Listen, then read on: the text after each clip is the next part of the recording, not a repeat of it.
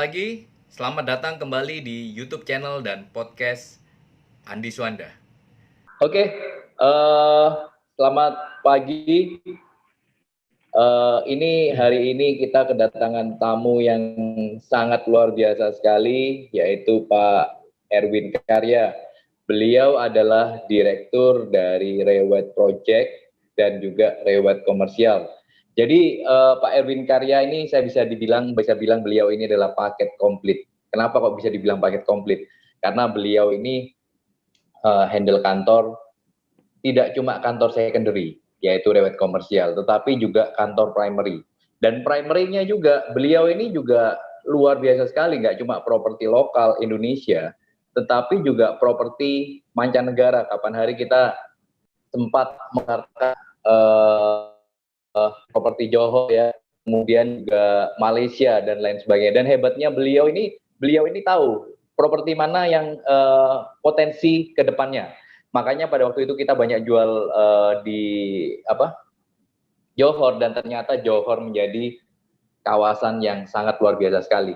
Dan hebatnya lagi beliau, hari ini kita akan berbicara mengenai ekonomi sebelum, terus kemudian sekarang waktu COVID dan sesudah.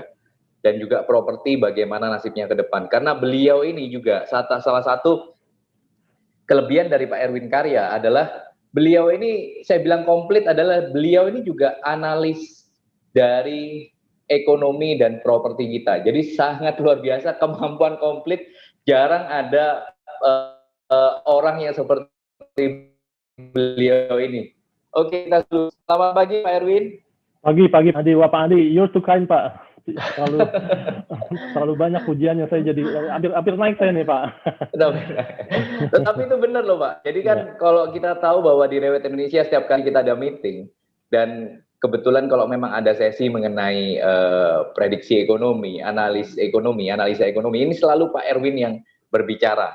Oke, Pak, ini pertanyaan pertama kita. Kita kan tahu bahwa COVID ini masuk di Indonesia ini sejak bulan Maret tahun ini. Waktu itu saya ingat tuh Pak, biasanya kita kan akhir tahun itu selalu mendengar ramalan suhu Pak. Dan suhu kan bilang, ini kan tahun tikus ya Pak ya. Suhu bilang, wah tahun tikus nih tahun yang jelek banget. Kita pikir ini suhu nih guyonan atau apa nih, karena kan pemilu sudah lewat. Betul. Terus kemudian kita sudah antusias bahwa perang dagang juga efeknya nggak terlalu signifikan ke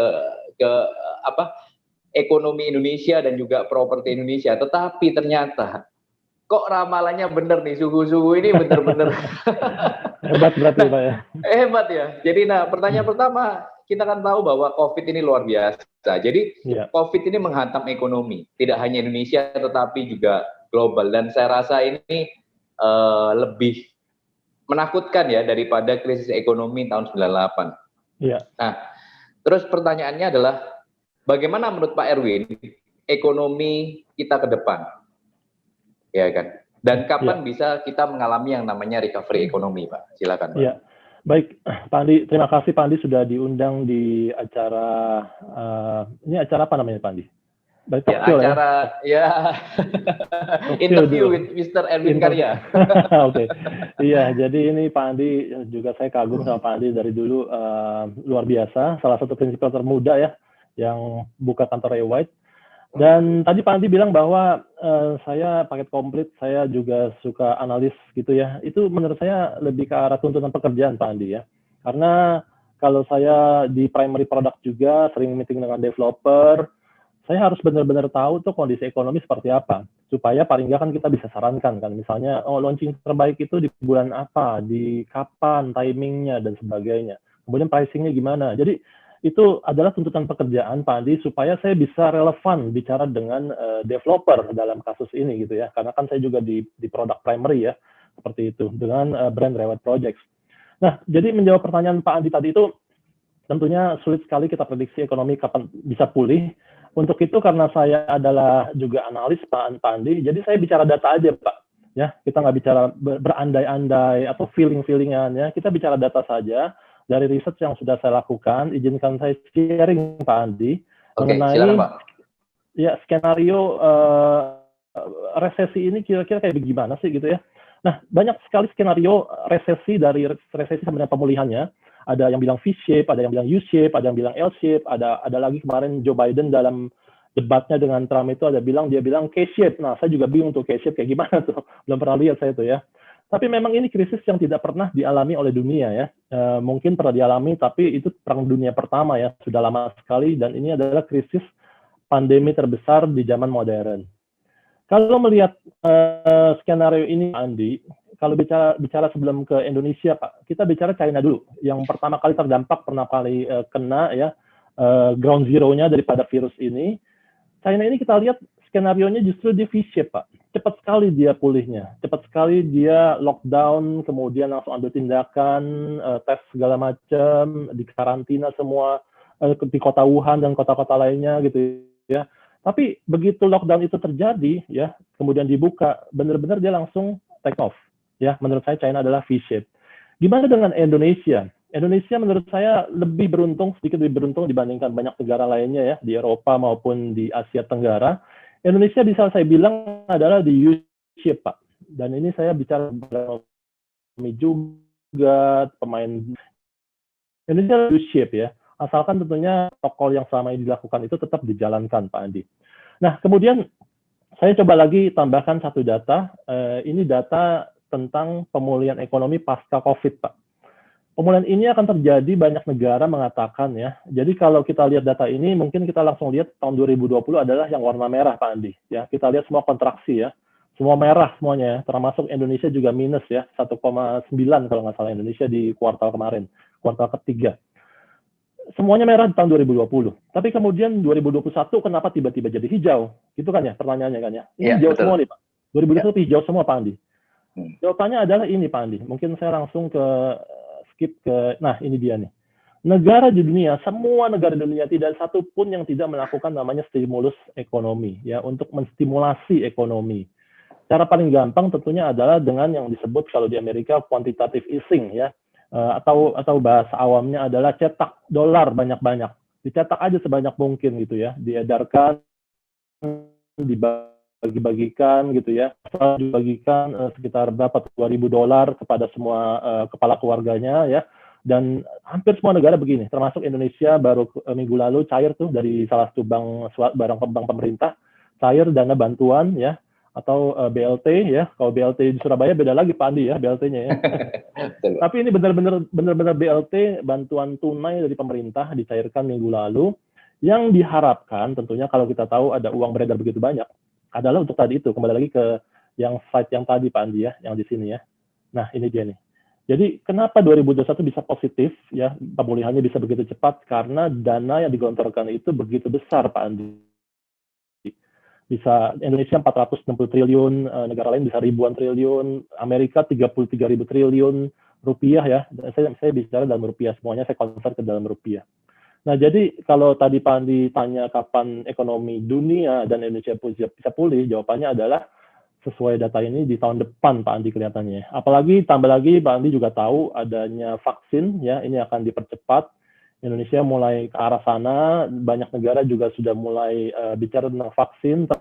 Lepas dari vaksin ini tentunya akan menolong ya, menghilangkan krisis kesehatan ini Pak Andi. Mungkin sementara itu dulu untuk jawabannya untuk nomor 1 Pak. Oke, berarti kalau kita ngomong ekonomi pulih di tahun 2021, itu bisa dikatakan semester 1 atau semester kedua Pak? Mungkin bayang saya semester kedua Pak ya. Katakanlah semester 1 itu seperti semacam transisi ya, transisi dari tadinya krisis di tahun ini, kemudian transisi semester 1 lah kita anggap. Mungkin masih ada kerikil di sana sini gitu ya, tapi semester kedua seharusnya akan jauh lebih baik dibandingkan semester kedua tahun 2020.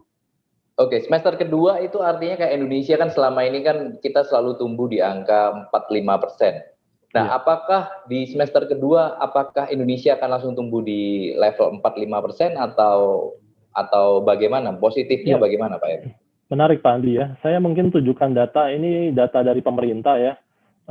Saya belum cross check lagi dari beberapa yang institusi yang lain, tapi ini dari pemerintah begini mengatakan Pak. Saya juga kaget Pak, kok berani banget gitu ya bicara tentang angka 5 sampai dengan persen Pak di sini. Kisaran pertumbuhannya. Jadi 2020 pertumbuhannya adalah 0,9 sampai 1,9. Tapi di 2021 ini berani banget pasang angka 5 sampai 6% ya. Kalau saya pribadi mungkin agak sedikit pesimis dengan ini, bukannya saya mau pesimis Pak Andi ya, tapi mungkin pulih ya, mungkin akan tidak kontraksi lagi, tapi akan positif. Tapi mungkin angkanya nggak akan 5 sampai 6% begitu ya. Angkanya berapa ya, itu mungkin ahli ekonomi yang lebih tepat untuk menjawabnya Pak Andi. Tapi kelihatannya akan positif Pak Andi. Oke, baik. Pak, terus berbicara lagi mengenai, saya kan juga ada pernah mendengarkan sebuah teori bahwa biasanya itu pada waktu bentar lagi kan pemilu Amerika. Biasanya pada waktu masa-masa pemilu dan sesudah pemilu itu kita tahu bahwa ada teori yang berbicara bahwa Amerika itu akan mencetak uang, mencetak dolar itu secara luar biasa sekali. Iya. Dan uang itu, kalau sekarang kan kenapa kok kontraksi secara global, itu kan juga karena banyak uang itu kembali ke Amerika, menurut teori ini. Nah, begitu sudah pemilu Amerika selesai, uang yang terkumpul sangat banyak di Amerika, ini akan keluar lagi ke seluruh dunia. Sehingga akhirnya menyebabkan ekonomi global itu akan kembali positif. Apakah teori itu benar? Menurut Pak Erwin bagaimana? Ya, sebenarnya benar sekali yang disebut dengan quantitative easing tadi Pak, kebijakannya ini dari semester kuartal ketiga mungkin ya sudah mulai dilakukan, digelontorkan. Yang tadi saya bilang 33.000 triliun itu cetak, dan kalau bicara debat ya, saya kebetulan ikuti juga debat antara Trump dan Biden, pertama dan kedua, seru banget debatnya ya. Yang belum nonton mungkin saya saran nonton, tuh seru banget dan bisa belajar banyak dari situ.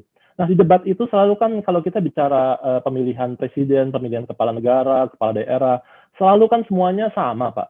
Bicara tentang apa? Perubahan. Dan ini semua bicara perubahan apapun deh, mau perubahan tentang tentang pemanasan global, perubahan tentang ekonomi, perubahan apapun, itu selalu bicara tentang selalu butuh uang. Dan yang teori seperti mengatakan akan dolar cetak banyak, lebih banyak lagi, dan kemudian harus keluar investasi, tentunya sangat benar, Pak. Saya setuju, Pak. Gimana pun memang kayak Indonesia kan itu yang disebut dengan hot money ya. Memang hot money, waktu saya bicara dengan salah satu sekuritas besar di Indonesia, pada saat pandemi di awal-awal di bulan April tuh ya, itu hot money-nya keluar semua dari Indonesia. Orang takut lah, ya kembali ke Amerika akhirnya. Dengan kebijakan Trump yang bernama America First ya. Semua jadi fokus pada, oke, kita bangun Amerika dulu, kita nggak fokus keluar lagi, akhirnya semua uang, terutama gara-gara COVID ini, kembali ke Amerika, Pak. Tapi pelan-pelan ini kan uang itu kan bisa disebut tidak punya kewarganegaraan, gitu Pak Andi ya. Uang itu bisa beredar kemanapun. Jadi dia akan mengalir kemana ada peluang. Nah, akhirnya bursa kita tuh sempat ada naik turun juga tuh ya. Misalnya sempat positif karena ada isu vaksin akan dibuat, Indonesia akan buat vaksin, terus perusahaan kesehatan itu naik sahamnya gila-gilaan ya, hot money masuk lagi, terus keluar lagi ya, itu satu dinamika lah dalam industri keuangan. Oke, Pak, berbicara mengenai pemilu Amerika, ini kan istilahnya sesuatu isu yang nggak kalah menariknya dibandingkan COVID. Kan sekarang kan kita tahu ada Trump dan Biden, ya kan. Nah, yang pertama pertanyaan saya, kira-kira prediksinya siapa yang menang? Kita berbicara politik ya, Pak.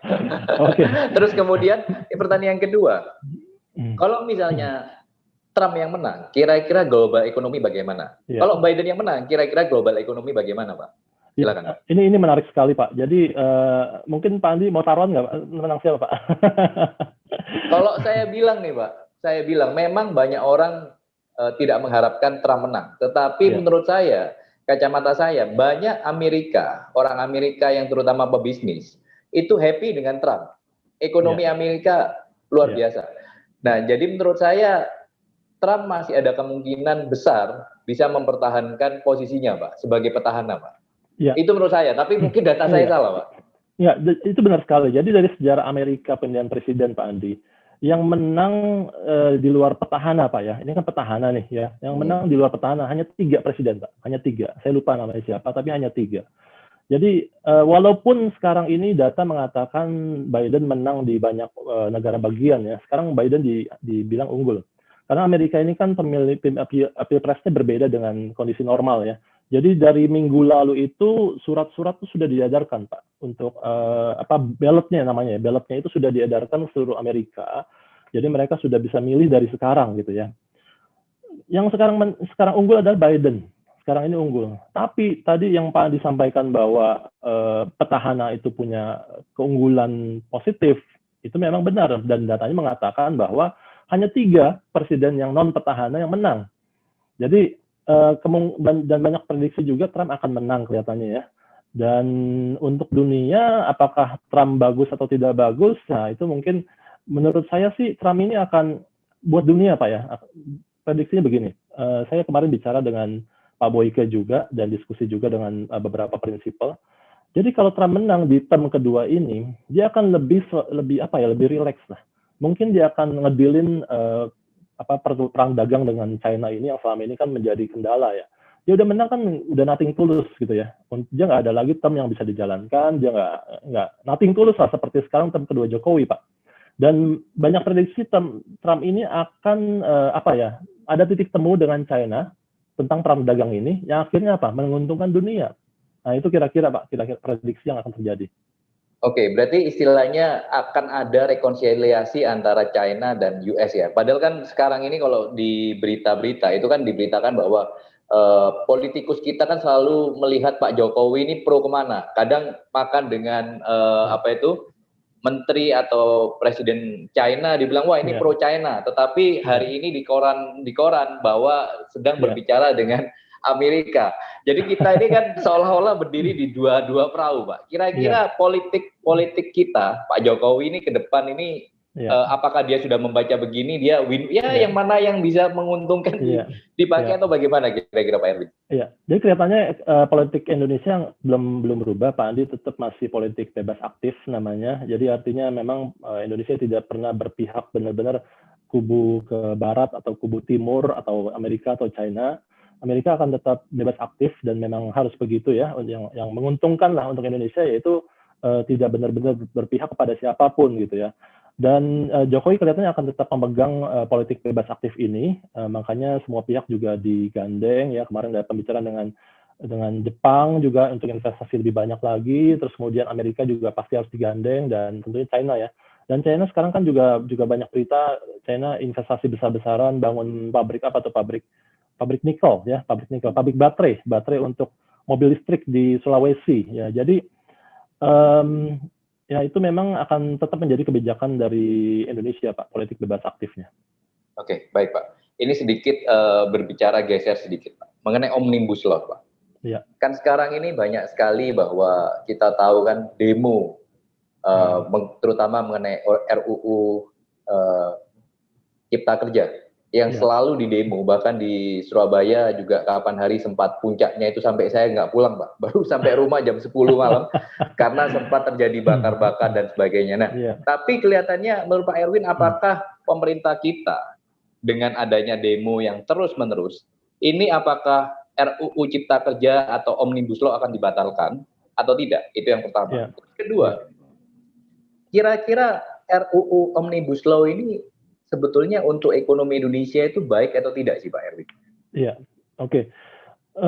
Mungkin saya fokus saja Pak. Saya juga berusaha pelajari mengingat saya di industri properti. Jadi saya fokus pelajari dampaknya terhadap sektor properti Pak Andi ya. Dan kelihatannya nih pemerintah akan tetap jalan Pak. Terlepas dari ada demo segala macam, kelihatannya ya. Ini saya juga kantor di Tamrin, jadi sama seperti Pak Andi, hampir saya nggak bisa keluar pada tanggal 8 Oktober itu karena depan ini sudah penuh sekali orang ya. Dan saya jam 3 sore itu saya langsung perintahkan tim saya untuk ayo kita keluar semua. Karena beda 20 menit aja itu udah nggak bisa keluar Pak. Udah penuh jalan Tamrin dengan orang. Jadi kemarin pun hari sebelum libur itu hari Rabu saya keluar juga masih demo ya. Kemarin masih mahasiswa ya, tidak ada yang lain, tapi benar-benar mahasiswa dengan tertib demonya. Dan demo ini selalu berlanjut Pak, ya seperti itu ya. Jadi kelihatannya terlepas dari segala macam demo ini, pemerintah akan tetap jalankan, karena Omnibus Law ini kan, ya seperti namanya lah, Omnibus ini kan untuk membawa semua, begitu banyak peraturan atau undang-undang dalam satu hukum ya, satu peraturan gitu ya, semuanya dibawa untuk tujuan yang lebih besar. Dan Omnibus Law ini juga diterapkan oleh banyak negara ya, seperti New Zealand tahun lalu, Australia juga tahun lalu, Turki juga tahun lalu bikin seperti itu, dan dampaknya positif kelihatannya, Pak. Dan buat sektor properti, mungkin langsung kita bicara, Pak. Sektor properti, menurut saya dari sisi manufaktur akan sangat bagus. Karena kita tahu kan, perizinan Indonesia tuh sulit sekali. Untuk bangun sebuah pabrik itu ribetnya setengah mati. Untuk dapat IMB itu susahnya minta ampun. Ya, begitu banyak tahapan, begitu banyak waktu yang harus diluangkan, begitu banyak uang yang harus digelontorkan untuk bisa dapat katakanlah IMB, bangun pabrik begitu, Pak. Susah sekali. Nah, dengan adanya Omnibus Law ini, tentunya perusahaan foreign direct investment itu akan datang ke Indonesia. FDI itu akan datang ke Indonesia. Uang akan mengalir masuk ke Indonesia, bangun pabrik. Makanya begitu ada Omnibus Law ini, langsung banyak pabrik itu sudah mulai negosiasi lah, bicara dengan beberapa developer, minta tanah, minta land bank. Dan by the way, buat teman-teman di sektor properti ya, buat teman-teman di Rewide ya, ini saatnya yang tepat untuk Anda tuh coba alihkan sedikit lah, fokus Anda untuk main industri, untuk main logistik, ya. Industri gudang, kalau di Surabaya kan banyak sekali itu tuh Pak ya, pergudangan ya, atau industri ya. Misalnya saya sering sekali Pak dari Jakarta jual di Sier Pak. Oh, di Rungkut berapa kali jual. Di bulan kemarin kita jual satu aset di Rungkut ya, tapi asetnya milik perusahaan di Jakarta. Jadi kita PAP dengan perusahaan Jakarta, asetnya di Rungkut, jadi kita yang jual di Rungkut situ Pak. Nah, jadi itu yang pertama mengenai manufaktur Pak. Yang kedua, dari sisi developer, sama aja Pak. Developer untuk bangun perumahan kan juga kadang sulit ya, butuh waktu lama. Apalagi misalnya perusahaan mulai dari RSS sampai dengan kelas menengah sampai dengan kelas atas, sama aja lah, susah untuk dapat perizinannya. Nah, jadinya dengan Omnibus Law ini akan diuntungkan Pak, perusahaan developer, properti developernya akan diuntungkan. Ya, akhirnya diharapkan secara garis besar itu akan membuat industri properti kita akan jauh lebih bergerak maju ya, seperti itu Pak Andi. Oke, apakah salah satu pasal di Omnibus Law mengenai properti, kok saya dengar itu, saya memang bukan yang mendetail mengenai Omnibus Law, Pak. Cuma ada yang berbicara bahwa Omnibus Law ini ada satu pasal yang untuk ekonomi, bahwa orang asing bisa beli properti di Indonesia tanpa istilahnya kayak leasehold gitu. Apakah benar, Pak? Itu ada satu juga, itu belum sempat saya dalamin Pak Andi, jadi masih belum tahu juga kebenarannya seperti apa. Yang itu saya belum dapat info lebih detailnya Pak Andi. Tapi kalau benar menurut saya udah pasti Pak Andi juga tahu akan jauh lebih bagus ya. Akan kita tahu lah, properti nggak bisa dibawa pulang ke negaranya. Betul. Iya nggak, orang datang ke sini dia bayar pajak, menciptakan lapangan pekerjaan, menciptakan ekonomi dan sebagainya. Jadi kalau benar itu terjadi Pak, itu tentunya dampaknya sangat positif buat industri kita. Oke, ini kan kalau kita bahas sedikit lagi mengenai Omnibus Law, banyak kan kalau dari sisi pekerja, mereka kan merasa tidak diuntungkan dengan istilahnya Omnibus Law ini, dengan adanya RUU Cipta Kerja yang terbaru. Karena kan mungkin istilahnya fleksibilitas lebih kepada pengusaha. Nah, tetapi waktu itu pengamat ekonomi juga bilang, dan beberapa orang yang mengamati Omnibus Law ini malah bilang begini, justru dengan adanya Omnibus Law, kita ini bisa tidak kalah saing oleh Vietnam. Karena kan sebentar lagi begitu pemilu Amerika selesai, itu kan uang hot money itu akan mengalir ke Southeast Asia lagi. Dan kalau kita tidak menerapkan Omnibus Law, artinya ini investasi akan mengalir ke Vietnam, kemana. Tetapi dengan adanya Omnibus Law, Indonesia bisa mendapatkan kue yang cukup banyak. Dan akhirnya kembali kepada terciptanya lapangan kerja. Apakah seperti gitu, Pak? Iya, sebenarnya ini udah terjadi Pak Andi. Jadi udah banyak pabrik ya beralih ke Vietnam ya. Karena kan Vietnam ini tanda quote and quote ya, itu seperti mirip-mirip budaya kerjanya seperti China Pak. Tapi cost-nya jauh lebih rendah dibandingkan China. Bahkan saya ada baca berita juga, ada beberapa perusahaan China ini malah membangun pabriknya juga di Vietnam Pak, begitu Pak. Jadi karena labor di China kan pelan-pelan harus naik ya, sebagai negara maju dia pelan-pelan cost of labor-nya akan lebih tinggi, akan naik. Jadi tidak produktif, tidak efisien lagi lah untuk bangun pabrik besar-besaran China. Dan sekarang ini terjadi Pak Andi, banyak pabrik bangun di Vietnam. Nah jadi menurut saya memang kalau semua kebijakan kan tidak ada yang 100% pasti menguntungkan semua pihak ya. Harus ada plus minusnya lah ya.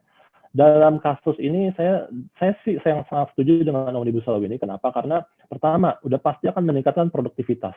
Saya tuh capek Pak ngelihatnya, bukan saya aja ya, mungkin pengusaha lah yang benar-benar ngalamin ya. Capek ngelihat dikit-dikit demo, produktivitasnya tuh rendah sekali ya. Nah, 10 tahun ke depan atau mungkin visi Pak Jokowi itu 2030 Indonesia itu mau kemana gitu ya, atau lebih jauh lagi 2050 visinya kemana. Banyak orang bilang kita ada bonus demografi, tapi bonus demografi ini bisa berbalik loh, bisa menjadi petaka demografi. Karena sekarang kita adalah angkatan kerjanya tinggi sekali. Tapi kalau nggak produktif, seperti yang Pak Andi bilang, dialihkanlah ke negara yang lain, misalnya Vietnam dalam kasus ini. Nah, jadi bonus demografi ini harus disikapi dengan baik. Ya, salah satunya adalah dengan apa? Ini Omnibus Law ini. Untuk membuat bonus demografi ini maksimal. Jadi angkatan kerja kita ini bisa produktif dan banyak FDI masuk sehingga ekonomi bergulir. Pertumbuhan ekonomi bisa 7%, mimpinya Pak Jokowi misalnya begitu kan. Nah, kalau begini terus dan tidak ada kebijakan yang terobosan ya, ini Omnibus Law ada terobosan yang sangat besar ya untuk mencapai target yang besar, visi yang besar. Jadi kalau nggak ada terobosan seperti ini, ya Indonesia akan begini-begini aja. Seperti Pak Andi bilang tadi, 4%, 5%, 5% kan gitu. Oke, Pak. Sedikit kembali kepada Indonesia, kan ada namanya, sekarang kita termasuk di dalam masih negara berkembang. Dan ada yang bilang bahwa Indonesia kalau tidak di dalam on the right track ekonomi atau kebijaksanaan, kita ini bisa terjebak di dalam middle income trap, Pak. Ya kan? Di mana istilahnya kita akan selalu menjadi negara berkembang terus. Nah, menurut pandangan Pak Erwin mengenai statement itu bagaimana sih Indonesia supaya bisa keluar dari middle income trap itu bagaimana? Ya, ini salah satu, mungkin menurut saya salah satu visi daripada pemerintah dengan menerapkan Omnibus Law ini, itu adalah salah tujuannya untuk mengeluarkan Indonesia dari middle income trap tadi itu. Middle income trap itu kan mengatakan bahwa pendapatan kita itu berapa sih sekarang per kapita kita sekitar mungkin hampir $5.000 ya per tahunnya gitu ya. Nah, kalau mungkin nggak sampai 5.000 lah, 4.600 sekian mungkin ya, datanya saya belum update. Nah, kalau misalnya tidak ada terobosan Pak Andi, tetap kita akan di situ-situ saja.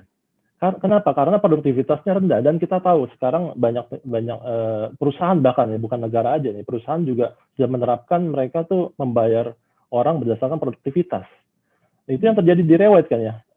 Betul. Marketing kita dibayar dengan produktivitas, dengan adanya closing. Closing itu kan produktif, ya kan? Memproduksi sesuatu, produksi penjualan, dibayar dengan komisi seperti itu.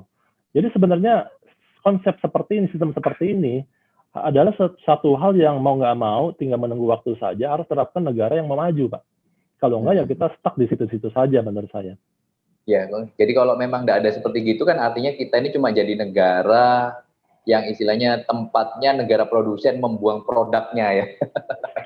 Setuju Pak Andi. Ya, China membuang produk di Indonesia, terus kemudian Amerika juga. Jadi cuma sebagai negara yang hanya sebagai tempat penampungan pemasaran produk-produk dari negara maju.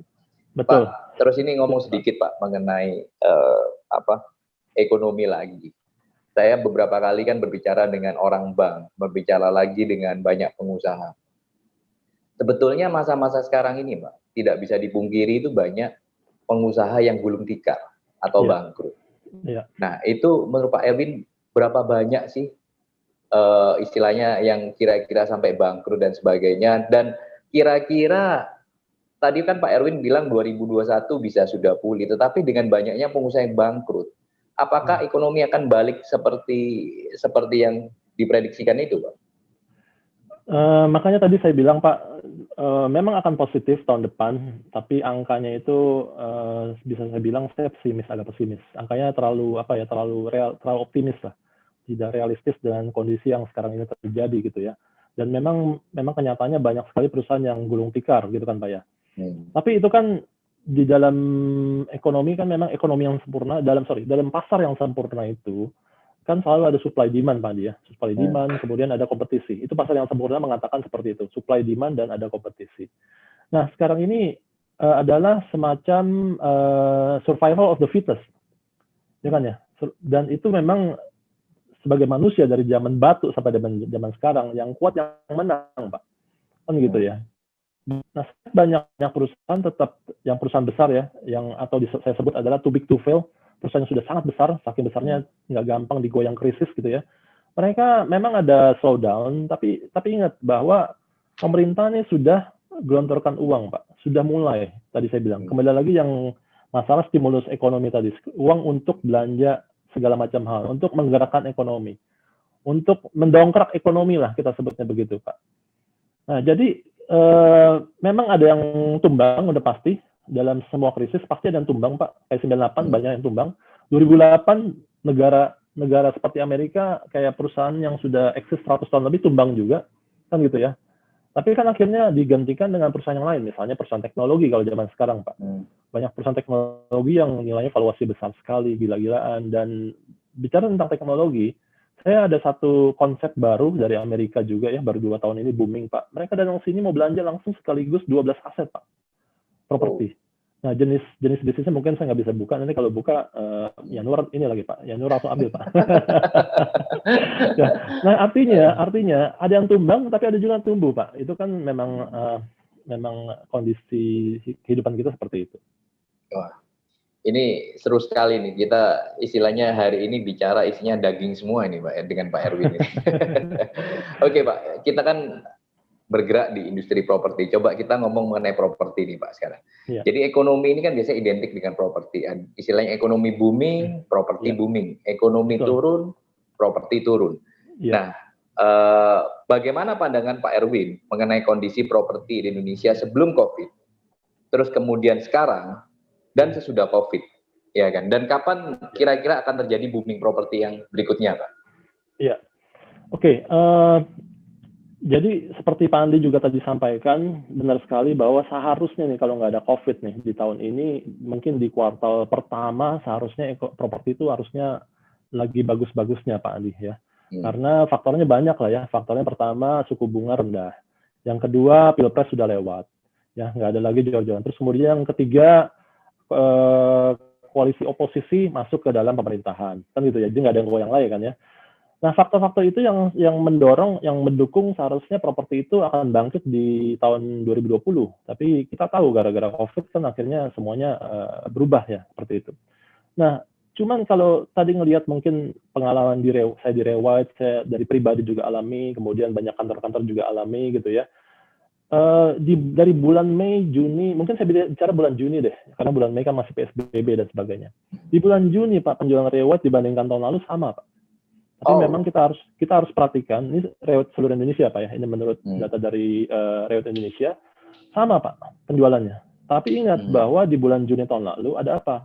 Ada Lebaran, kan gitu, Pak. Dan kita memang di zaman Lebaran, di bulan Lebaran sudah pasti biasanya akan slow down, akan menurun lah penjualan kita ya dibandingkan bulan-bulan yang normal begitu. Tapi itu kan satu indikator yang menurut saya sangat encouraging lah. Membuat kita tuh bahwa ada harapan di tengah krisis seperti ini gitu ya di bulan Juni. Dan dibuktikan lagi misalnya di bulan Juli ada transaksi besar tuh dari kantornya Ibu Adila, dari kantor Tomang gitu ya di bulan Juli. Terus Agustus ada lagi, Pak, dari kantor Barito kalau nggak salah, transaksi nilainya fantastis. Tapi yang fantastis dilihat, tapi bahwa banyak juga transaksi yang kecil-kecil, yang misal 2-3 miliar, 5 miliar gitu, itu juga cukup banyak, Pak, terjadi di pasar. Supaya saya yakin juga ada seperti itu, saya nggak gitu, mungkin belum terlalu detail, mungkin Pak Andi bisa sharing sedikit nanti mengenai itu ya, Pak ya. Nah itu yang terjadi sekarang ini.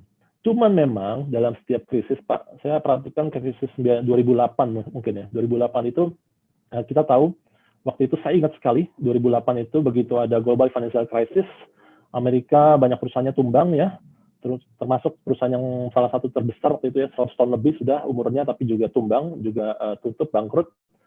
Dan Indonesia terdampak juga, IHSG kita dari 2000 menjadi 1000, saya ingat sekali ya, karena waktu itu saya ada pegang saham Bank BNI, sahamnya turun, Pak, sama 50%, terkoreksi ya. Tapi kemudian di 2009, saya pribadi, Pak, waktu itu masih jadi marketing, justru saya naik panggung, Pak, 2009 itu.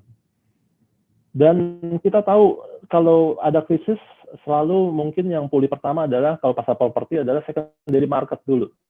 Kenapa begitu? Karena kalau dalam masa krisis, kan kita sebut namanya, mungkin saya tunjukkan ini, Pak, grafiknya mungkin ya. Mungkin Pak Andi sering lihat ini sampai bosan mungkin, Pak ya. Dan ini, Pak, property clock ya. Nah, saya ajarkan tim saya juga bahwa sebagai praktisi kita harus bisa baca situasi seperti ini. Maksudnya begini, Pak. Jadi kalau kita lagi bottom of market, lagi krisis, itu kan jam 6. Ciri-ciri jam 6 itu atau disebut buyer's market adalah apa? Supply lebih banyak daripada demand. Kalau supply lebih banyak daripada demand, sudah pasti harga akan terkoreksi, Pak. Itu sudah pastilah. Dalam setiap pasar pasti begitulah. Mau ngomong 98, bicara 2008, mau bicara sekarang, Pak, koreksi di pasar pasti ada. Nah, begitu ada koreksi, Pak, investor mereka keluar, Pak, melihat peluang. Sekarang ini yang terjadi, banyak sekali investor keluar. Makanya waktu itu saya bikin presentasi namanya begini judulnya, Pak. Nah, judulnya begini, apakah investor berpikir bahwa ini adalah saatnya untuk membeli? Saya bikin presentasi begitu judulnya. Dan ternyata memang kenyataannya begini, Pak. Investor sekarang lagi keluar, lagi mau belanja, karena melihat ada peluang harga COVID. Ya, marketing sering dengar mungkin ya, ini harga COVID bukan nih? Investor bertanya begitu kan ya. Nah, begitu investor keluar, demand akan pelan-pelan naik, Pak. Tadi kan saya bilang bahwa ciri-ciri buyer's market adalah supply lebih banyak daripada demand. Tapi begitu demand mulai terpenuhi, Pak, mulai naik, mengejar supply tersebut, gitu ya. Dan begitu demand pelan-pelan naik, si supply ini akan pelan-pelan turun, Pak. Vendor mungkin dengar, waduh, cepat banget jual harga segitu, saya nggak mau jual harga, saya tahan harganya. Nah, akhirnya pelan-pelan supply ini akan menyamai demand, yang akhirnya nanti pelan-pelan akan didorong juga lah pasar primary-nya itu mulai bangkit lagi, Pak. Developer mungkin melihat timing tepat untuk dia launching produknya, kemudian dia lihat ada peluang bahwa demand itu meningkat, makanya kemarin ada di Bogor launching sukses, Pak. Di Bogor launching itu oversize cup 1.500, yang terjual itu 500 unit. Artinya itu kan salah satu, ya memang belum menggambarkan situasi properti secara global ya, belum ya. Tapi paling nggak ada harapan lah bahwa investor ini sekarang mau belanja, justru mau belanjakan uangnya. Asalkan ada produk yang baik, lokasinya dia suka gitu ya, cara bayarnya menarik dan sebagainya. Jadi menurut saya gitu, Pak Andi.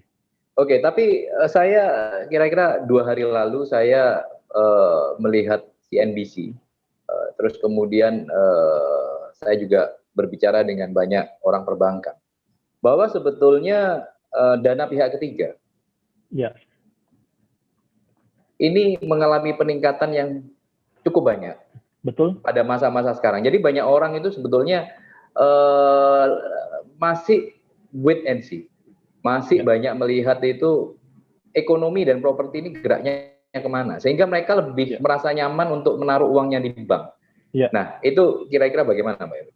Ya, jadi memang betul sekali Pak Andi, mungkin saya kasih datanya aja. Ini Bank BCA berikan laporan bulan Juli sampai dengan September. Ya, ini laporan dari Bank BCA, Januari sampai September, Pak. Ini ada di koran Kompas satu halaman, dan pihak ketiganya ini adalah 780 triliun. Ini bank, bisa dibilang sekarang bank ketiga kalau nggak salah ini BCA, yang ketiga atau keempat saya lupa, terbesar di Indonesia ya. Pertama Mandiri, kedua BRI, ketiga kalau nggak salah BCA, atau BCA setelah BNI saya lupa. Nah, di sini memang dikatakan bahwa kenaikannya itu 14,3%. Kalau Bank Indonesia sendiri datanya adalah 12,7% Pak Andi kenaikannya. Kenapa begini? Benar, banyak orang bilang cash is king, kan gitu ya Pak ya. Wait and see, dia lihat situasi dulu. Tapi ingat bahwa investor ini kan pinter Pak. Mereka ini nggak mau ketinggalan kereta. Kenapa investor keluar sekarang? Mereka lihat peluang ada harga COVID, harga murah, makanya belanja. Yang kemarin beli hotel sama kita Pak, ada transaksi klien kita yang beli hotel Pak, yang bulan September kemarin beli hotel ya. Bapak tahu orang yang sama Pak di minggu lalu beli lagi gedung Pak, nilainya kurang lebih sama Pak. Investor melihat harga COVID, harganya murah gitu ya.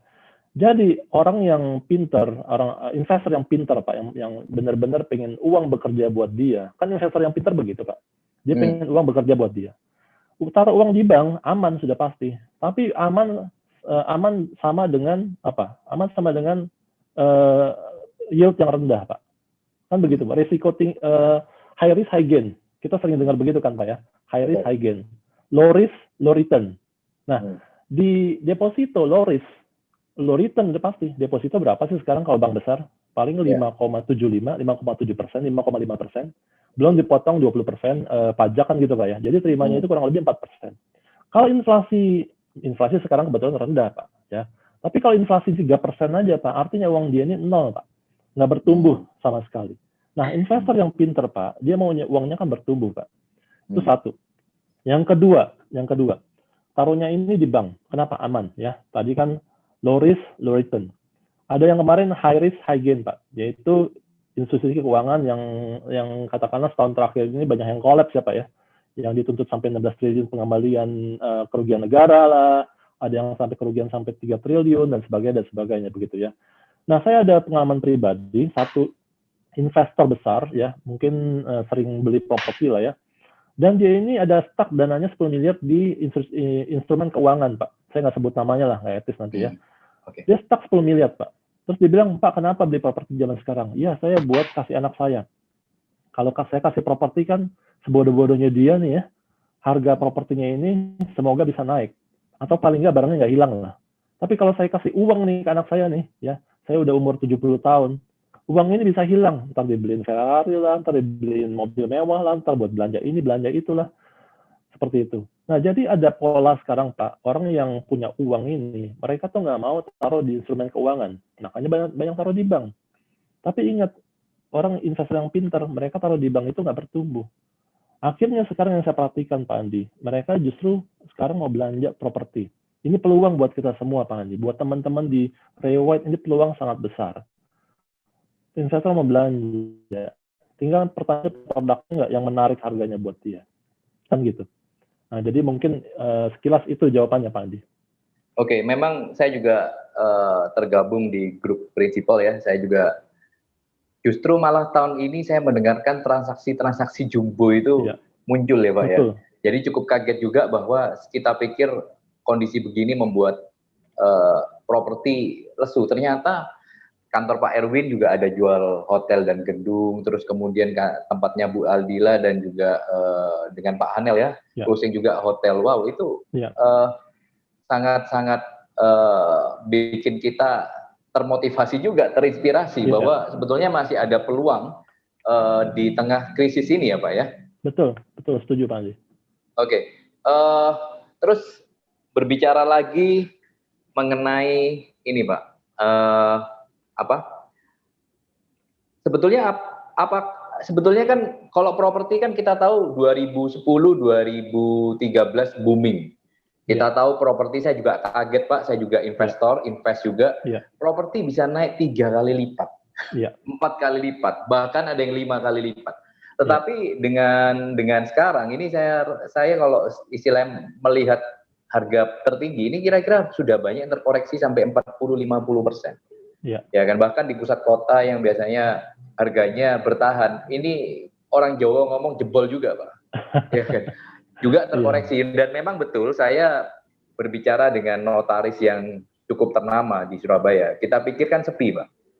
Ternyata dia bilang di area pusat kota ini banyak terjadi transaksi yang istilahnya mungkin investor-investor melihat bahwa harga murah diambil, ya kan. Nah, menurut Pak Erwin, sekarang yang pertama itu kita itu sebetulnya kalau seperti property clock, kita sekarang ada di jam berapa sih Pak? Dan kira-kira tahun depan kita akan ada di jam berapa? Dan kira-kira kalau memang terjadi booming properti lagi, apakah seperti booming yang terakhir, harga bisa naik 3 sampai 5 kali lipat Pak?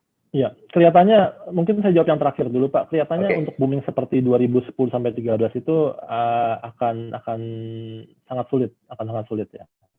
Karena waktu booming itu adalah booming dunia juga. Ada demand tinggi tentang batu bara, demand tinggi di kelapa sawit. Batu bara terutama demand dari China waktu itu ya. China belanjanya gila-gilaan, mereka tuh stok batu bara. Negara-negara maju ini mereka seperti meniru Amerika Pak. Mereka tuh nggak mau keluarkan cadangan minyaknya, cadangan batu baranya. Mereka belanja dari luar dulu selama mereka masih punya uang. Jadi minyak dan batu baranya ditimbun Pak, buat kepentingan mereka di masa depan. Jadi ngelihatnya kan jangka panjang Pak kalau negara maju ya, seperti itu.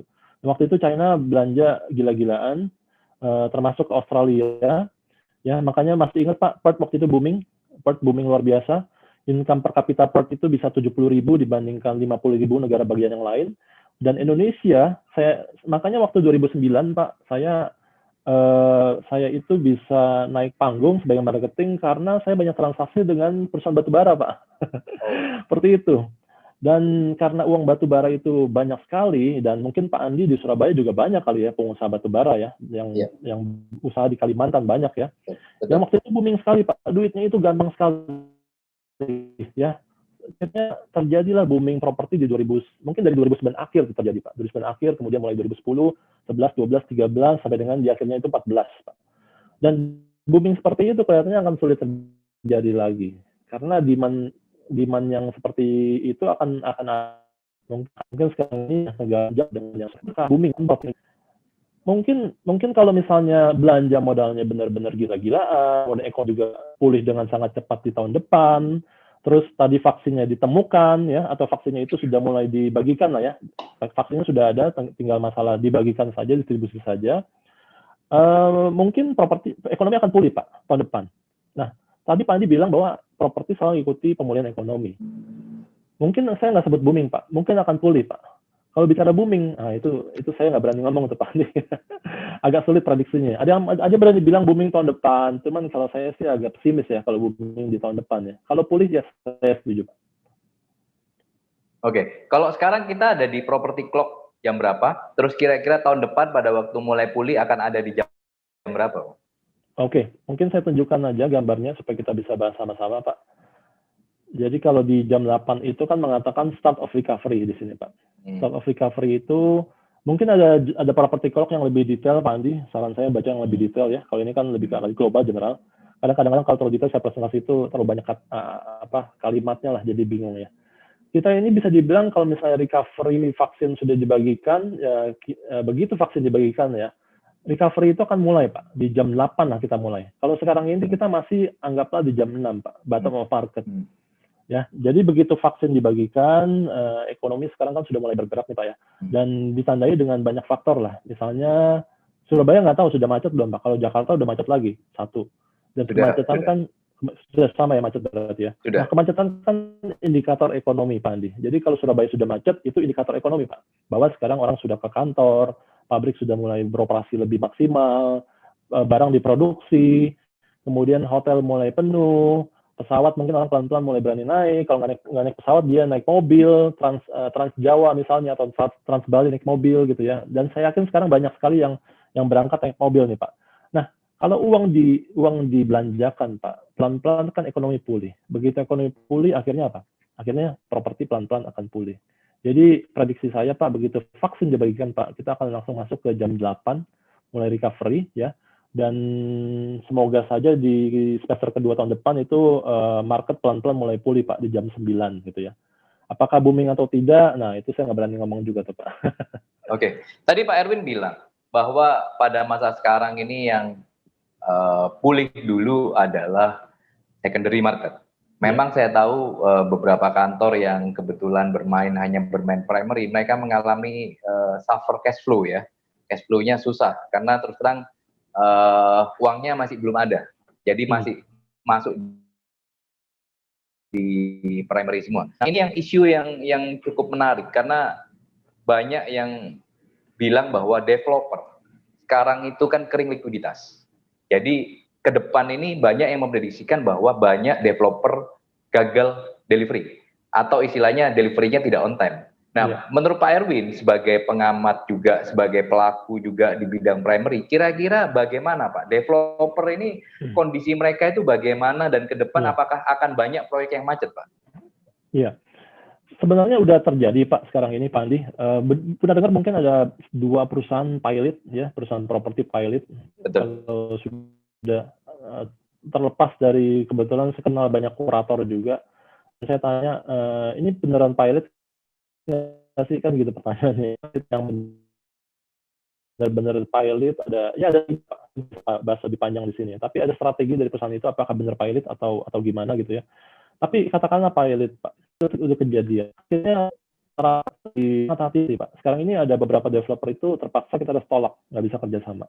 Ya karena takut lah ya, kita juga takut nggak dibangun, akhirnya melukai dan sebagainya.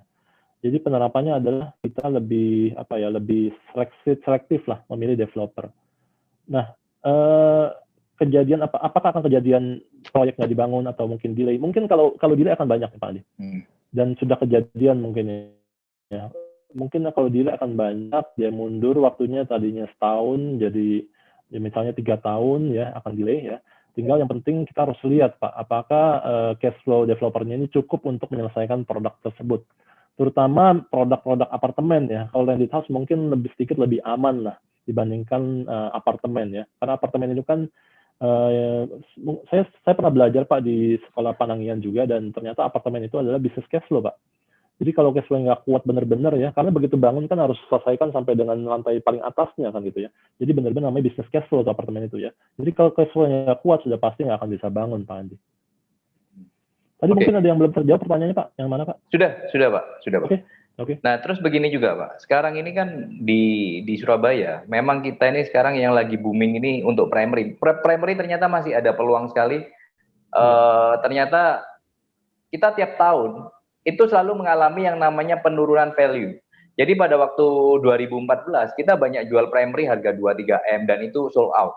Ya kan. Nah, tetapi kemudian dari tahun ke tahun itu properti yang bisa sold out itu hanya yang mungkin sebelum tahun ini antara 500 juta sampai 1 miliar.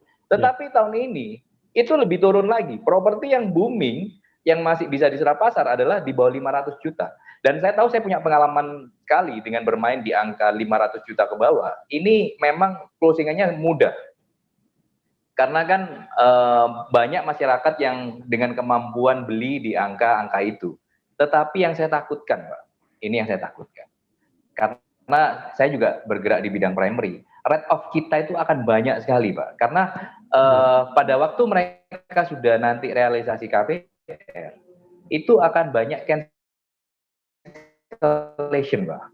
Nah, karena kan bank sendiri, Bapak tahu banyak bank sekarang kan ketat di dalam memberikan kredit. Nah, pandangan Pak Edwin. Iya, jadi memang itu udah juga terjadi. Produk yang misalnya yang kita pasarin di Serpong, Pak, itu juga sudah kejadian, Pak.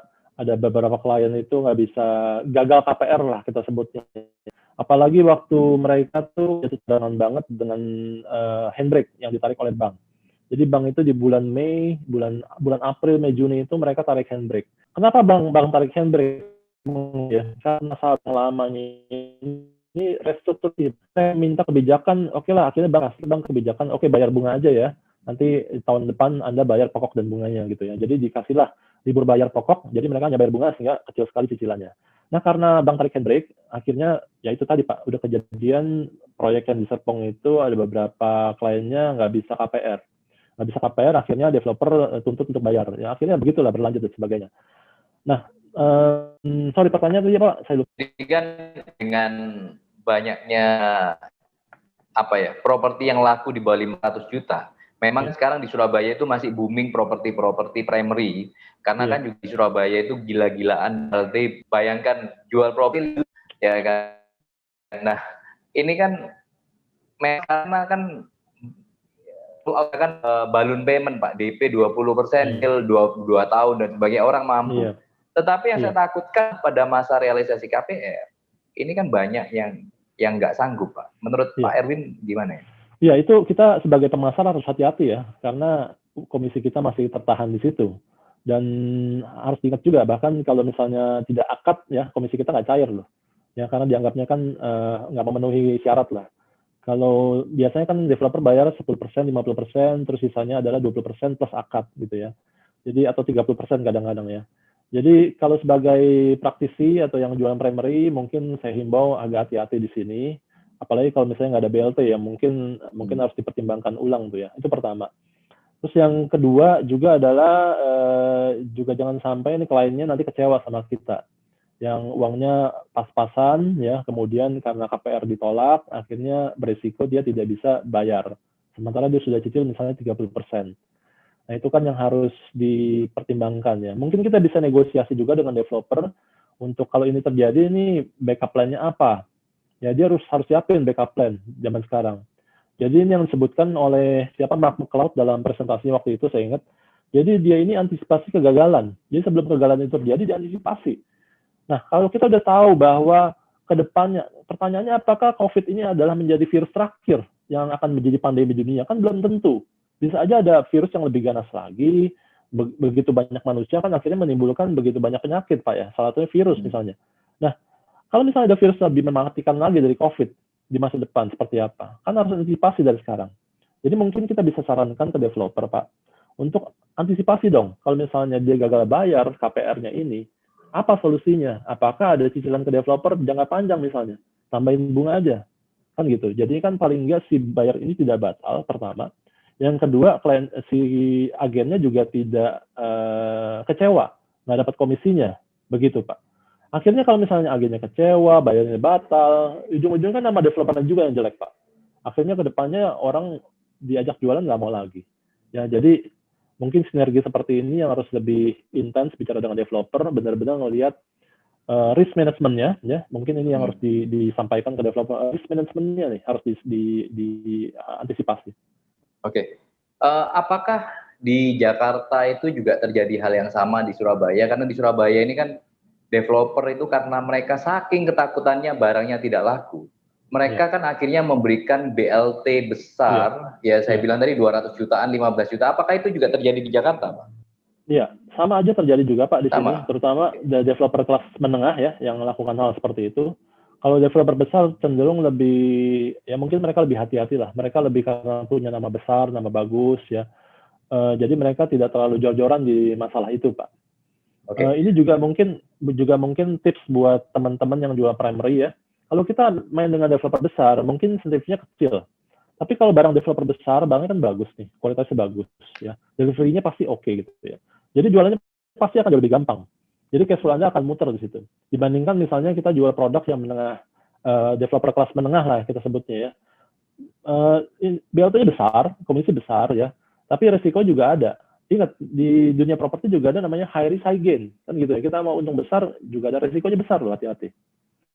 Tapi Pak, gini, saya punya kapan hari juga sempat berbicara dengan salah satu pelaku properti juga. Ini ketakutan yang terus terang saya takuti, Pak. Jadi begini, sekarang ini kan sebetulnya developer ini dari tahun semakin tahun, BLT yang diberikan ini semakin luar biasa. Nah, memang kelihatannya bagi kita seneng, wah enak nih. Nah, tapi sebetulnya seneng itu marketing, Pak. Ya kan? Karena kalau sebetulnya sebagai yang punya sebagai prinsipal atau member broker kantor, ini menurut saya ada bahaya. Ini warning semua. Karena kita tahu sendiri bahwa kita komisi BLT harga 200 juta, BLT-nya 15 juta, kan artinya sudah bisa lebih dari 5%. Sedangkan komisi itu selalu 2%. Tidak beranjak dari level itu. Jadi sebetulnya income kantor itu tidak naik. Dan ini menurut saya bahaya lead agent. Karena lead agent itu saya sering dari brand lain juga. Selalu bilang, Pak, ini sebetulnya kan industri kita ini. Bayangkan kalau misalnya kita jualan properti semua harga 300 juta, dari itu pelaku properti bahwa sekarang ini BLT kan digelontor luar biasa. 200 jutaan, 15 juta kan. Tapi dan kita sendiri kan kita sendiri kan kadang sebagai pelaku primary kan kadang koordinator bilang, Pak, sekarang zamannya BLT di atas 10 juta. Nah, sebetulnya itu adalah racun buat industri kita sendiri. Memang bagi marketing itu enak. Tetapi bagi yang punya kantor, ke depan bakal mati, Pak. Karena kan bayangkan istilahnya dapat 300 juta, ya kan komisi 2%, terus kemudian 2 tahun kemudian 50% itu cancel. Ini kan bahaya sekali. Nah, pandangan Pak Erwin bagaimana, Pak? Iya, mungkin kalau zaman sekarang ini kita sebagai, kalau kita jadi koordinator atau jadi lead agent di sebuah produk ya Pak ya, itu penting, BLT penting ya, tapi bukan segala-galanya kan ya. Apakah dengan BLT tersebut kemudian benar-benar bisa jualan ya? Kalau saya lebih setuju dengan BLT ada, tapi juga yang make sense angkanya. Make sense itu dalam artian yang sehat lah ya, karena angka tadi itu kan udah sebenarnya quote and quote nggak sehat. Ya marketingnya pasti terangsang lah dengan angka seperti itu. Tapi nggak sehatnya ini adalah buat konsumen, Pak. Kita juga harus pikirkan konsumen dong kadang-kadang. Dengan angka 5%, terus tambah lagi komisi 3%, terus belum lagi dia promosi segala macam, berarti developer ini menanggung beban 10% lagi tuh, Pak. Biaya marketing doang tuh. Apakah nggak lebih baik misalnya BLT-nya di-split, misalnya sebagian untuk si konsumen gitulah. Konsumennya itu ada bonus. Bonusnya itu yang menarik lah. Karena kalau bonus menarik ini kan ujung-ujungnya juga gampang jualan. Kalau gampang jualan kan cash flow buat kantor lebih muter gitu ya.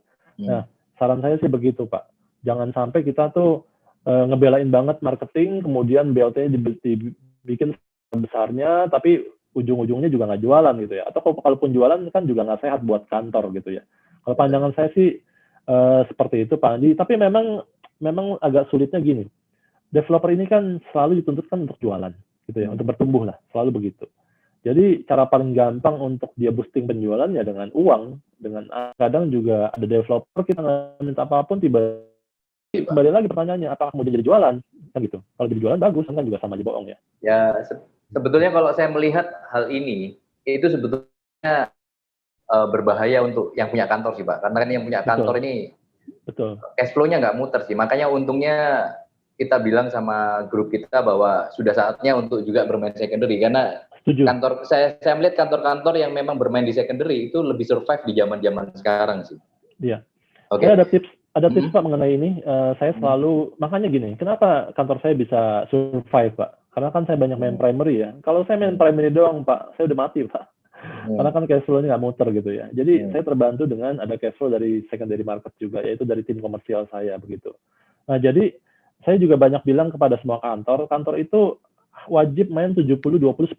Apa itu 70-20-10? 70% main secondary market. 20% itu main primary market misalnya. Ya, 10% itu apa? 10% itu adalah prestige property. Prestige itu atau value-nya besar gitu ya. Bicara gedung, hotel, tanah besar gitu ya.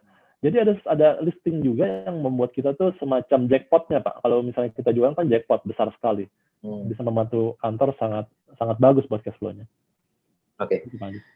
Baik Pak.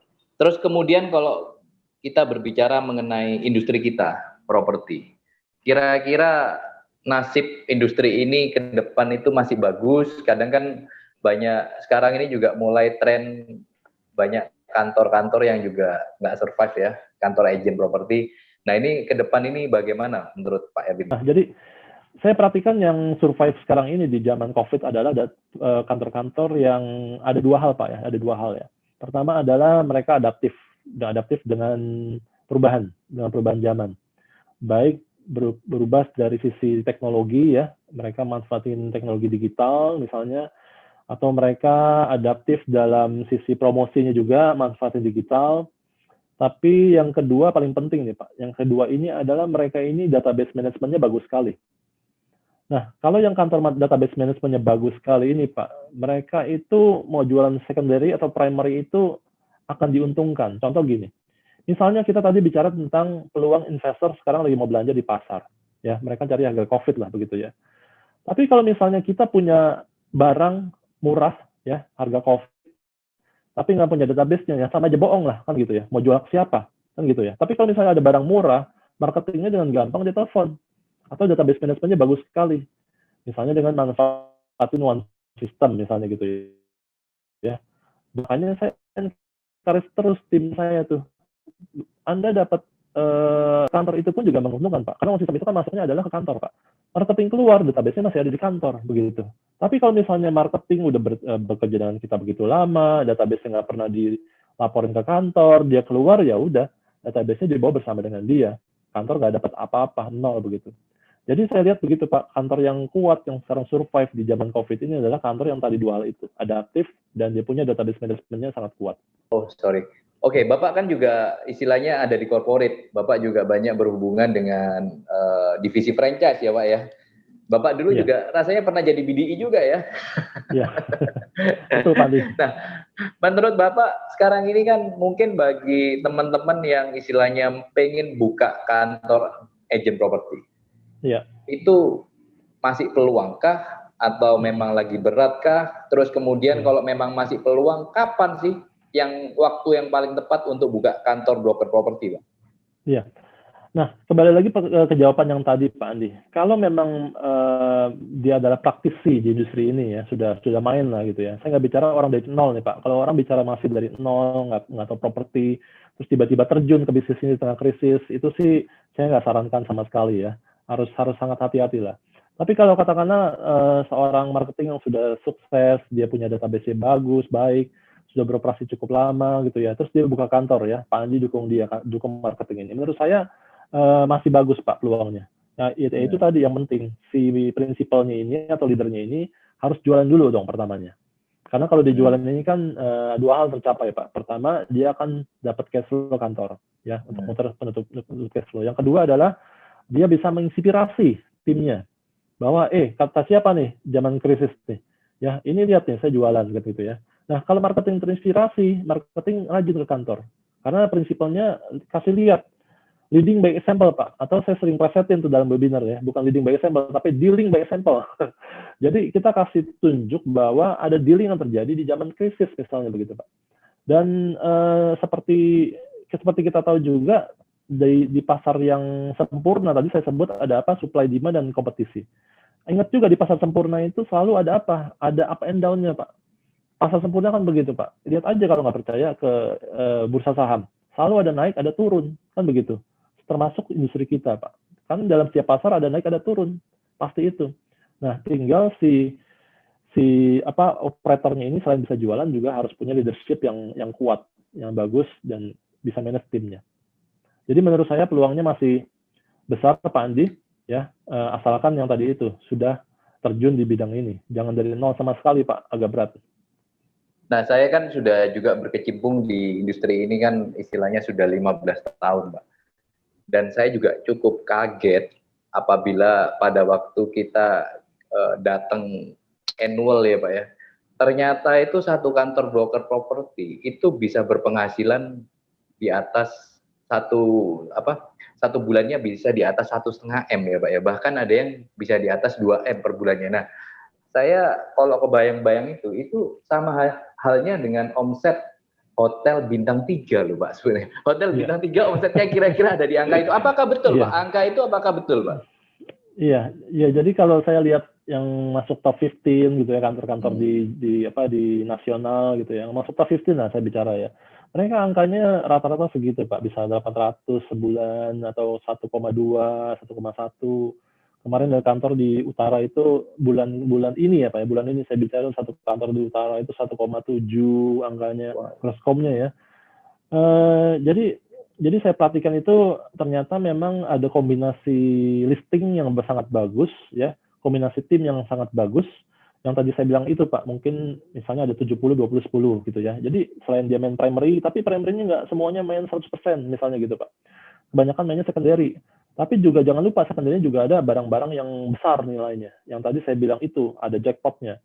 Sehingga dengan sendirinya, Pak, akhirnya yang average itu jual yang rata-rata ya 3-5 miliar kalau di Jakarta gitu ya. Tapi ada juga yang fantastis jualannya, misalnya 20 M ke atas, 30 M ke atas gitu ya, bahkan 40 M. Kemarin yang 1,7 itu dia ada transaksi 40 M kebetulan. Yang 40 M dikali 2,5% aja udah 1 miliar. Kali 2%-nya 800 juta, Pak. Baru satu transaksi itu ya. Jadi menurut saya, dari pengalaman saya juga, Pak Andi, kombinasi listing itu sangat amat penting ya. Dan akhirnya terjemahan itu sebagai leader kita juga bisa melihat kombinasi listing itu terjemahkan dalam kombinasi marketingnya juga. Jadi nggak semuanya main primary misalnya, atau nggak semuanya main di satu wilayah, tapi ada juga yang ditugaskan untuk, coba dong Anda main komersial misalnya, Anda main industri, Anda main gudang misalnya, seperti itu, Pak. Oke. Pak, Bapak ini kan sudah berapa lama di Rewet Indonesia, Pak? Di Rewet berapa lama? Di Rewet saya dari tahun 2004, Pak. Di Rewet. Wah, ya. Bapak lebih senior dari saya dong. Enggak lah, hampir sama, Pak. Hampir sama, kurang lebih sama, Pak. Oke, Pak, kenapa dari 2004 sampai sekarang Bapak selalu di Rewet, Pak? Kenapa kok Rewet, Pak? Iya, saya lihat Rewet itu stabil, Pak ya. Perusahaannya stabil. Jadi kalau kita bergabung di perusahaan itu kan kita cari perusahaan yang stabil lah. Ya nggak sedikit-sedikit ada krisis, sedikit-sedikit ada gejolak apa, kemudian goyang perusahaannya gitu ya. Kan akhirnya kita capek juga ya. Kita kalau bangun karir kita kan harus di perusahaan yang stabil ya. Ini saya belajar dari salah satu klien saya, bahkan dia bilang, saya tanya dia, Pak, klien saya ini perusahaan besar sekali, Pak, konglomerat. Dan ada legal timnya itu, dia pernah bekerja tahun 90-an, kemudian dia keluar, nggak lama keluar, terus kemudian dia baru bergabung lagi setahun terakhir ini. Terus saya tanya, kenapa Ibu kembali lagi ke perusahaan ini? Ya saya lihat perusahaannya stabil ya, saya umur juga udah segini, jadi kalau saya harus keluar masuk ini, saya udah nggak bisa deh kayaknya. Jadi akhirnya bertahan aja situ. Nah, saya lihat itu, Pak, Rewet stabil dari sisi brandingnya, Kemudian dari sisi omsetnya juga dari tahun ke tahun mengalami kenaikan gitu ya. Bahkan kalau waktu booming kemarin saya lihat datanya itu bisa 35% Pak kenaikan per tahunnya. Kalau zaman krisis begini kemarin sempat ada juga penurunan udah pasti, tapi kemudian di bulan Juli, Agustus, September itu justru malah mulai pelan-pelan itu mengejar ketinggalan tahun lalu begitu ya.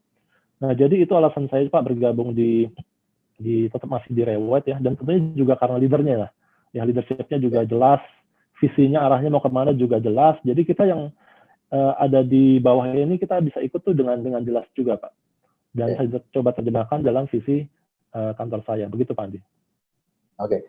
Dan saya juga termasuk yang kita hampir sama ya umurnya di Rewet Pak. Sama Pak. Sama, Pak. Karena kurang lebih satu lagi yang membuat saya stay adalah karena kita ini di Rewet ini selalu di atas langit, selalu ada langit lagi Pak. Betul. Jadi kan kapan hari Pak Boyka juga berbicara bahwa nomor satunya Rewet Asia Pasifik itu kan di Auckland ya. 1 tahun itu bisa gross komisi hampir 100 miliar ya Pak ya. Betul. Nah betul. Itu kan kita membuat kita. Ya, betul sekali Pak Andi. Kalau kita bicara tentang omset di Australia, kebetulan saya ikut Elite Conference ya, Elite Conference di Bali kayaknya awal tahun ini deh Pak, seingat saya awal tahun ini ya. Di Bali itu saya ketemu marketing ya, ternyata marketing yang ikut Elite Conference ini rata-rata tahu Pak penghasilannya berapa? Ada sekitar 150 orang yang ikut, rata-rata penghasilannya Pak 500.000 Pak. Paling kecil $500.000. Australian dollar, berarti kurang lebih 5M ya? 5M satu marketing. Saya ngomong, saya lihat penampilannya biasa aja, nggak ada yang spesial, ya orang bule tentunya ya. Cuma saya lihat gila ya, ternyata ya tadi Pak Andi bilang jasa langit ada langit. Terus saya ketemu ada wanita umur sekitar 5, saya tanya penghasilannya berapa tahun lalu. Dia bilang $2,2 juta Pak orang ini. Dan marketing ini punya asisten 3 orang, ya, asisten pribadi ya 3 orang. Dia gunakan Rewet Concierge. Rewet Concierge itu adalah telemarketingnya di Australia, dan dia belanjakan untuk concierge ini $70.000 tahun kemarin. Buat belanja pembersihan database aja Pak. Concierge itu kan untuk bersihin database Pak. Nah jadi kembali tadi saya bilang bahwa asetnya marketing apa sih, asetnya kantor apa sih? Yaitu bukan gedung, bukan adminnya udah pasti, tapi adalah database-nya. Database ini sangat berharga, sangat penting, itulah tambang emas kita yang harus kita jaga dan harus kita kelola dengan baik Pak. Itu yang kemudian dilakukan oleh si Sonya namanya ya, $2,2 juta penghasilannya tahun lalu.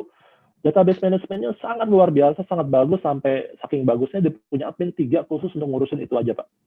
Seperti itu. Dan satu hal lagi yang saya nggak nemukan di brand lain Pak. Rewet ini punya banyak divisi. Ada divisi Rewet yang maksudnya yang normal ya. Terus kemudian ada Rewet Project, Rewet Komersial.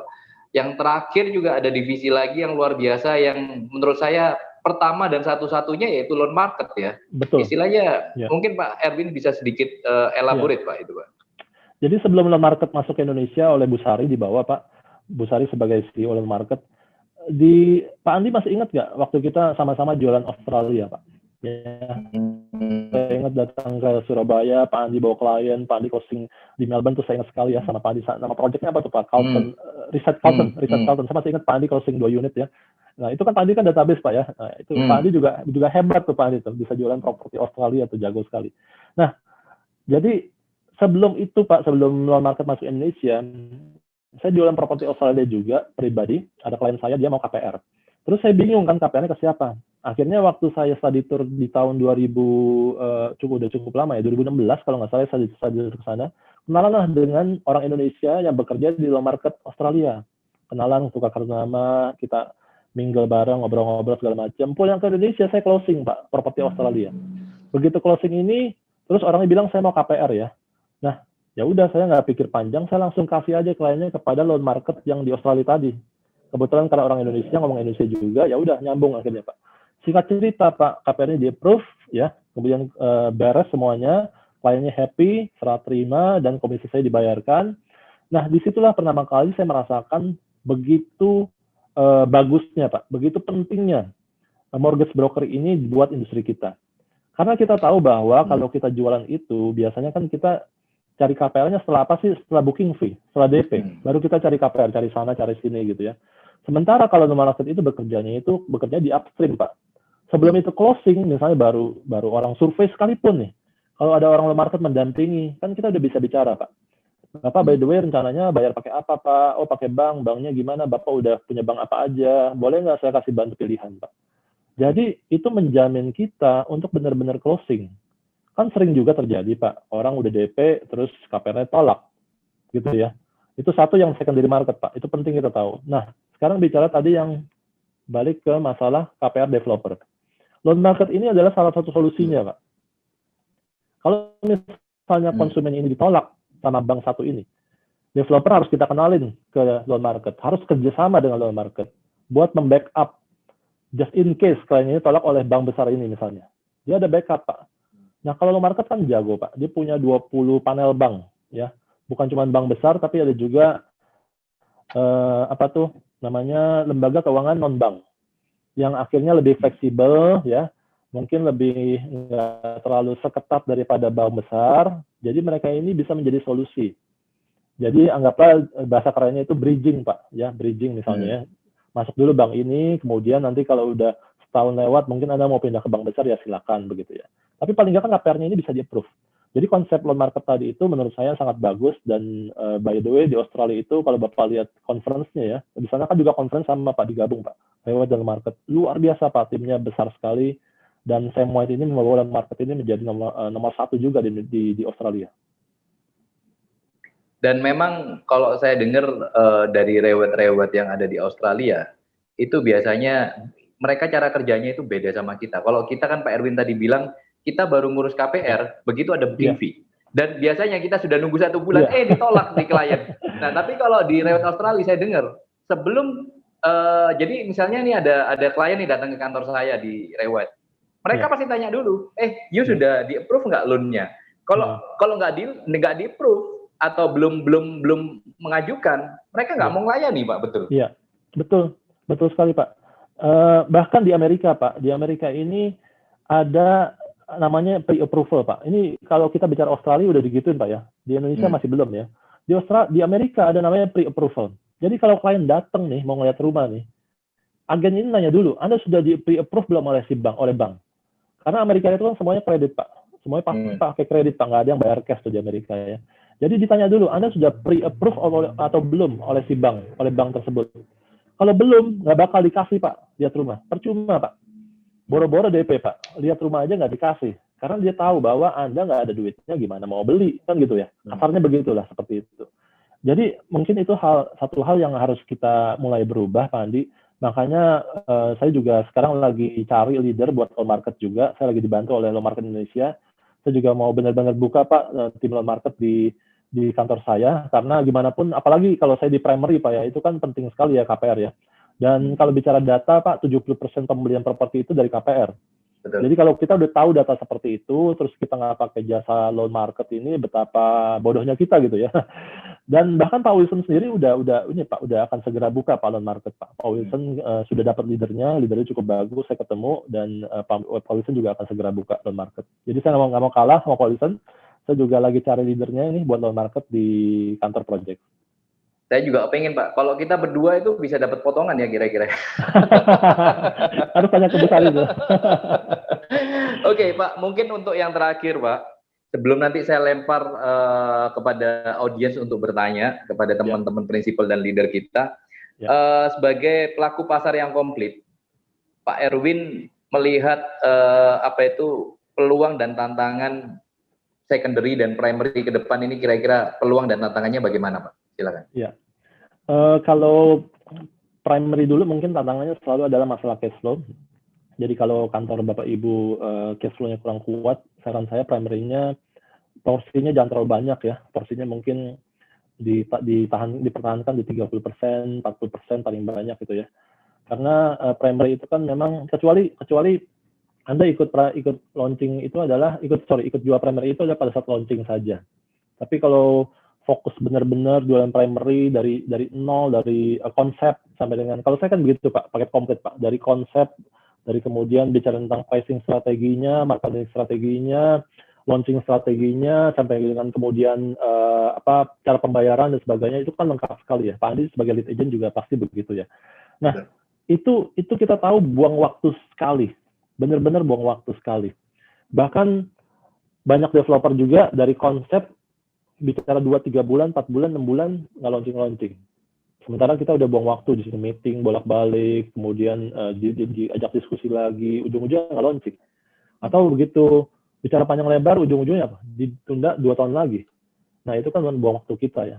Jadi kalau misalnya Anda sebagai kantor secondary, tetap harus main primary menurut saya. Banyak sekali keuntungan main primary ya. Pertama adalah Anda tuh maksimalkan database yang Anda miliki. Jadi database ini kan sebuah harta sebuah kantor maupun harta buat marketing. Nah, kalau hartanya ini tidak dimaksimalkan, database itu bisa beli sama orang lain, sayang sekali. Sering sekali kejadian tuh. Bahkan ada kisah yang ekstrim dari kantor saya sendiri ya. Ada marketing, dia punya neneknya transaksi beli properti di Johor, Pak. Belinya bukan 1 unit, bukan 2 unit, belinya 3 unit sekaligus. Padahal neneknya sendiri. Karena si cucunya ini nggak pernah cerita bahwa saya di Rewide, saya jualan properti seperti ini, bla bla bla segala macam. Nah, jadi keunggulannya banyak ya. Tadi itu database kita bisa maksimal begitu Pak untuk primary kalau kita jualan produk primary. Tapi memang kelemahan primary adalah selalu pembayaran komisi yang lama, gitu ya. Dan kalau saya perhatikan juga Pak antara primary dan secondary ini 2 hal yang sangat berbeda. Timnya juga nggak nyambung kalau ngomong. Kalau tim primary itu nggak nyambung ngomong secondary, tim secondary itu pun kalau benar-benar murni secondary, dia nggak nyambung ngomong primary, Pak. Bahkan ada kantor juga yang misalnya dia bilang ke saya nggak ngerti Pak Erwin jualan primary. Nah, saya bingung tuh Pak. Pak Andi pasti juga bingung. Ada kantor top, dia sudah sangat pengalaman, sudah puluhan tahun, 20 tahun di Rewide, tapi memang murni di secondary aja, tapi begitu disuruh jualan primary, dia nggak tahu caranya. Itu juga sayang sekali. Jadi, makanya untungnya orangnya terbuka, ya. Kemudian jadi begitu saya bikin PK di sana, dia terbuka, dia mau di PK-in, belajar tentang jualan primary dan sebagainya. Cuman tetap harus dijaga Bapak Ibu, porsi daripada penjualan primary dan secondary, ya. Dan saran saya mungkin buat kantor secondary ya, kalau mau jual primary itu yang pada saat launching aja. Jangan Anda mulai dari nol gitu loh. Ikutin dari nol, dari konsep ya. Wah, itu akan buang waktu sama sekali, buang waktu banyak sekali. Jadi mendingan ikut pada saat launching saja. Gitu Pak Andi. Oke. Terima kasih Pak Erwin. Wah, ini hari ini 1 jam lebih ini istilahnya daging semua yang diberikan oleh Pak Erwin ya. Sama-sama Nah, Pak Andi. Oke. Silakan dari teman-teman Pak Yanuar, Pak Irawan, Yusuf, silakan kalau misalnya mau bertanya kepada Pak Erwin. Sepertinya informasinya udah sangat komplit sekali, Pak. Saya paling suka kalau Pak Erwin ngeluarin data itu paling jos pokoknya. Bisa aja Yanuar.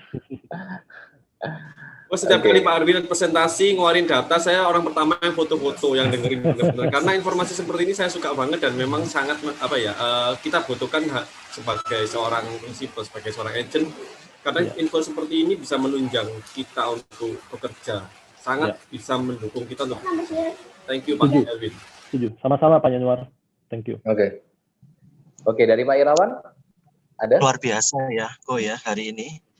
Materinya cukup lengkap sekali dari Omnibus Law, terus perdagangan dunia juga dibahas hari ini, tentang primary, secondary, lengkap deh pokoknya. Sampai nggak bisa tanya ini, kebanyakan materi. Tapi overall oke sih ya, overall oke sih. Perkembangan untuk tahun 2001 nanti gimana juga sudah dibahas hari ini. Thank you Pak Erwin. Sama-sama Pak Irawan. Oh ya Pak Erwin, saya baru ingat tadi saya mau tanya di sela-sela Pak Andi menjelaskan mengenai tadi Pak Andi yang mention bahwa kalau sekarang orang pada nyicil untuk properti harga 200-300 juta dan kemudian nanti waktu saat KPR pas kebetulan dengan kondisi seperti ini di mana bank menarik handbrake-nya, apakah kalau dari sisi perbankan Pak, apakah saat di MOU awal dengan developer, apakah itu kira-kira sempat dibahas nggak Pak ya mengenai hal seperti itu Pak Erwin? Pak Erwin kan ada pengalaman juga di perbankan, seperti apa ya Pak kalau seperti itu? Iya, MOU cara pembayaran mungkin ya Pak ya, cara pembayaran ya. Biasanya developer pada saat mau launching itu dia wajib untuk di MOU dengan bank, dan bahkan developer ini punya ada satu pasal yang mengatakan itu developer wajib untuk buyback ya. Jadi bank itu kalau kerja sama KPR pasti begitu. Jadi bank ini minta developer buyback kalau misalnya nasabahnya itu default di tengah jalan, nggak bisa bayar tengah jalan. Tapi itu kan konteksnya kalau sudah KPR ya. Kan sekarang masalahnya adalah sekarang tidak bisa KPR. Tapi jangan khawatir, teman-teman. Sekarang ini banyak bank juga sudah mulai lepaskan handbrake-nya ya, sudah mulai dibuka lagi. Karena gimana pun kan stimulus dari Bank Indonesia itu banyak, stimulus dari negara juga banyak ya, yang tujuannya itu adalah untuk menggulirkan ekonomi. Makanya di banyak yang protes tuh ya, DPK ini dana pihak ketiga itu terlalu banyak untuk di bank. Sekarang fungsi intermediasi perbankan ini nggak berjalan sama sekali. Jadi bank ini cuma main ini aja, main suku bunga Bank Indonesia aja, dapat duit kemudian taruh suku bunga Bank Indonesia, tapi ekonomi nggak berjalan ya. Jadi sekarang pelan-pelan ini bank juga mulai naikkan target dia untuk ekspansi ya, walaupun tentunya sangat dipilih ya. Kalau misalnya kayak perusahaan travel, perusahaan yang sangat terkait dengan COVID, terdampak dengan COVID itu biasanya bank udah nggak mau terlalu biayain gitu ya. Tapi handbrake-nya sudah mulai dilepaskan, Pak. Kelihatannya begitu. Terjawab, Pak Yanuar? Baik, terjawab, Pak. Terima kasih. Saya sebenarnya mewakili Pak Irawan tanya ini sebenarnya, karena beliau banyak main primary akhir-akhir ini, jadi harus siap-siap juga nih Pak Irawan, Pak. Thank you Pak Yanuar. Iya. Mungkin satu lagi Pak Erwin, ini kan kita kan main primary kan. Iya. Ini masalah kausal hukum ya, ketika developer itu sampai dia gagal bangun. Biasanya kan kita sebagai elit kan ditarik-tarik kalau sampai kasusnya ke kepolisian ya, Pak Erwin. Iya. Apakah pernah mengalami hal seperti itu, Pak Erwin? Iya, kalau saya di perjanjian dengan developer itu selalu ada pasal yang mengatakan bahwa kalau terjadi default ya, nggak bisa dibangun oleh developernya, saya nggak akan dikait-kaitkan. Saya tegaskan untuk berulang-ulang di dalam perjanjian itu, Pak Irawan. Jadi saya protect di MOU saya dengan developer, Pak. Supaya kalau misalnya ada kejadian nggak dibangun ya, terburuknya kita akan tetap dipanggil, Pak. Terburuknya akan tetap dipanggil, tapi palingnya sebagai saksi saja gitu.